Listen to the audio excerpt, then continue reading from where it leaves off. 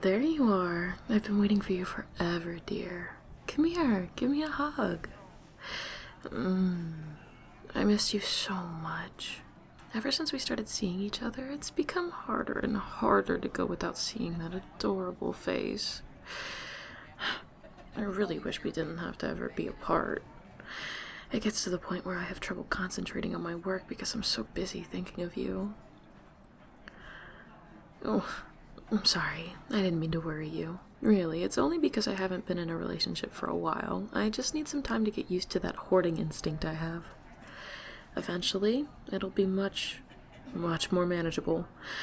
Although, I'll probably always be a bit protective of you, and you'll catch me just staring at you from time to time.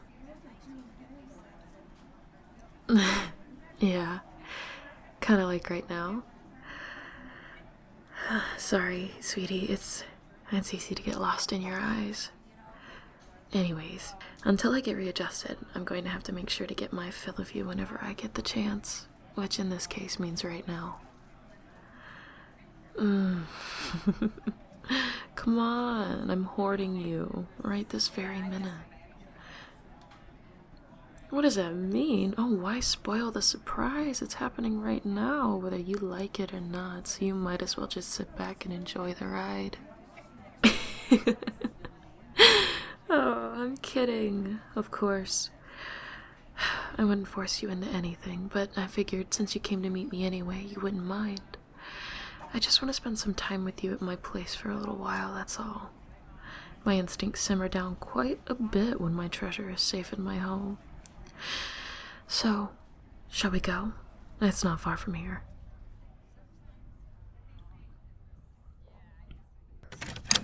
Well, this is the place. It's pretty nice, right? Surprise, surprise. That's thanks to my instincts, too. I keep my cave in tip-top shape. All the better to keep my treasures safe. Now, if it would be alright, would you mind if I wrapped you up nice and tight in this blanket? That's alright if that sounds uncomfortable, but it would really help. Thank you, sweetie. 1 second.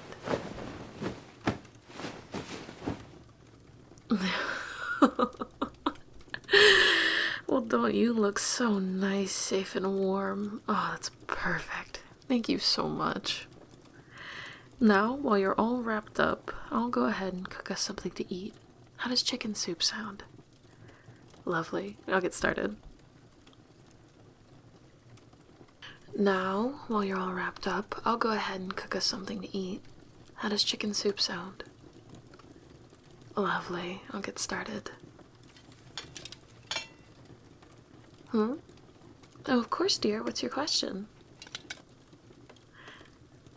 Ah, of course. So you're wondering why my instincts would apply to a person rather than ordinary treasure? Well, basically a dragon's hoarding instinct isn't attached to any particular object. If it feels important to the dragon, then it will want to hoard it. People usually talk about the dragons that hoard gold coins and jewels, but if you think about it, most dragons wouldn't have much use for them. But a few that use them for dealings with humans, or even just like the way they look, built up sizable caches. Naturally, those are the hoards that most people would be interested in talking about. But there are all sorts of other hoards a dragon could have. Food, magical artifacts and such, even land in a few cases. Just so long as it's important. There's nothing more important to me than you, dear.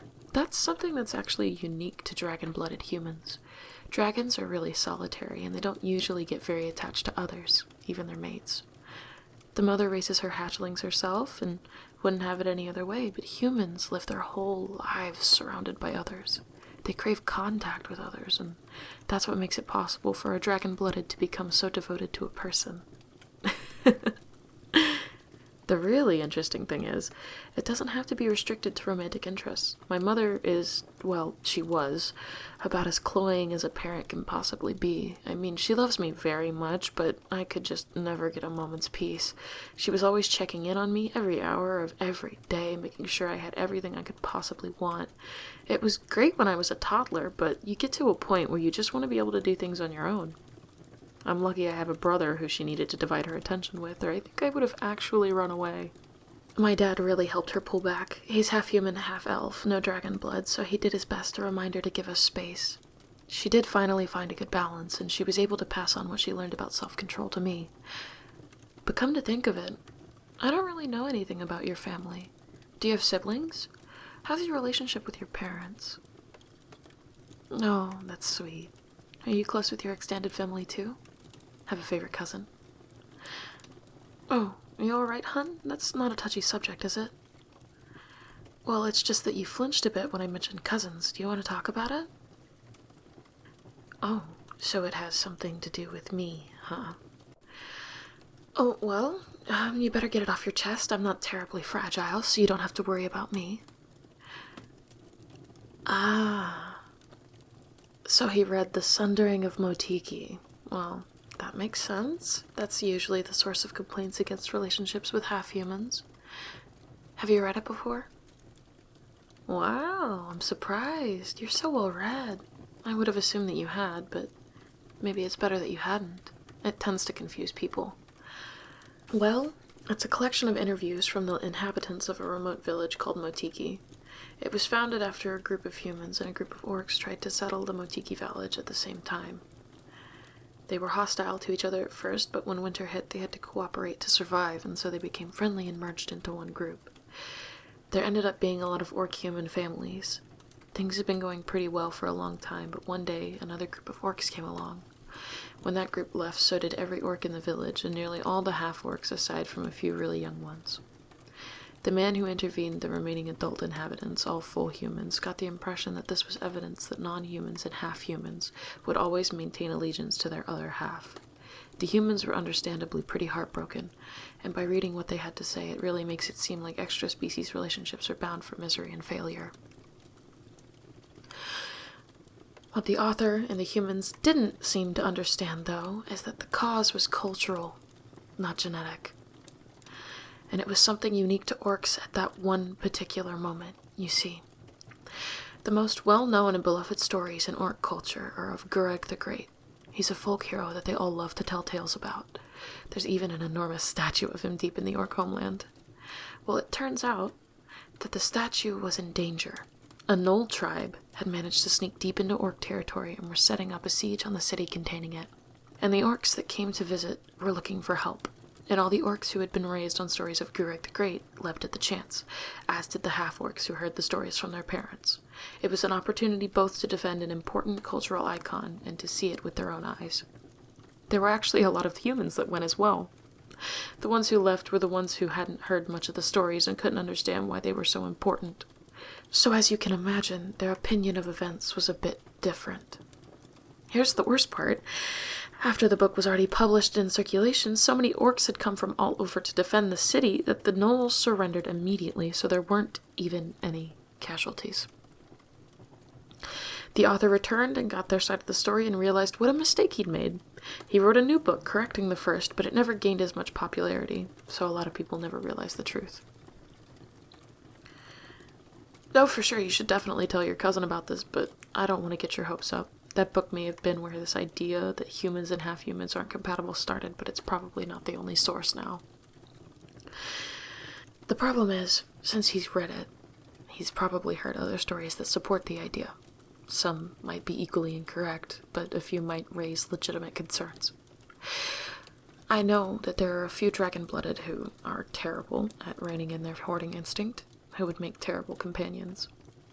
Thanks to the ideas that he got from the book, he would have latched onto any stories like that and taken them as evidence. He might have otherwise not given them much thought, but now they're in his head, and knowing that the book was wrong won't necessarily change his mind. I don't want to make you think that he's a lost cause, but chances are his biases were built up slowly, so they need to be taken apart. Slowly. I'm speaking from experience here. The first person I fell for had unfortunately read that book as well. It went about as well as you could have expected. I kept trying so hard to make him understand because I wanted to be with him, but all the arguing and pestering just made him less and less trusting of me and other half-humans. I actually managed to bribe him to let me take him out to dinner, but it was just so awkward. He had his mind made up, so he had a hard time opening up. We drifted apart after that, but I ran into him years later. I was surprised when he actually apologized for how he treated me. He'd gone off to become a soldier, and over time he'd run into lots of other soldiers who were in extra-species relationships. Each one made him more and more skeptical of all the things he'd heard before. Each one made him more and more skeptical of all the things he'd heard before. He eventually dropped his biases altogether, thanks to that slow, steady exposure. So basically, don't expect him to accept us right away. Actually, I wouldn't assume that he ever will. Sometimes people are just too stubborn to change their mind.